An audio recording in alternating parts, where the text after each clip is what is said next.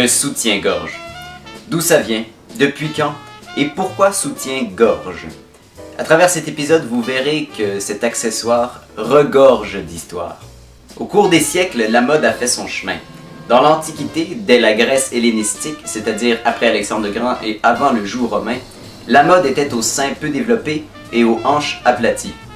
Les jeunes femmes s'appliquaient une ceinture mammaire, appelée mastoton, qui empêchait le développement de la poitrine. C'est ensuite le corset qui fait son apparition au XIe siècle. Son objectif initial demeure le même que dans l'Antiquité, soit dissimuler. Sauf que c'est davantage l'Église qui tient à cacher ce potentiel érotique.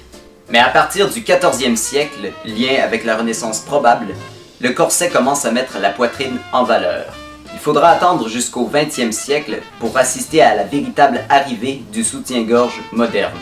Son origine est controversée à cause de ses nombreux prototypes, mais également à cause d'un canular dont certaines de mes sources ont même été victimes.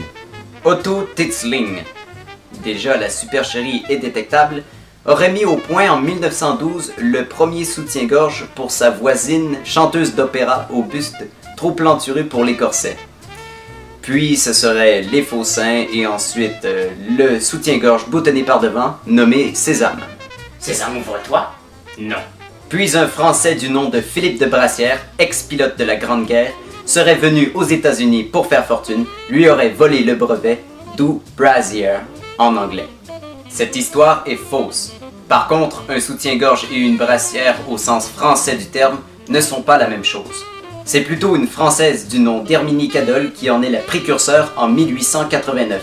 En 1913 se développera le premier modèle connu à deux bonnets grâce à Mary Phelps Jacob. Pour ce qui est du nom de l'objet, il faut savoir qu'avant Louis XIV, on disait plutôt le pis.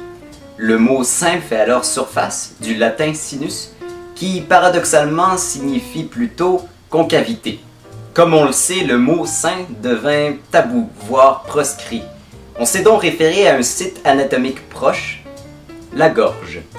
Parler de gorge pouvait signifier parler de la poitrine.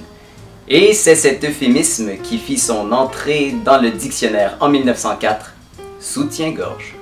Alors si vous voulez complimenter une femme sur sa poitrine, dites-lui qu'elle a une belle gorge. Non, faites pas ça, vous allez passer pour un vampire.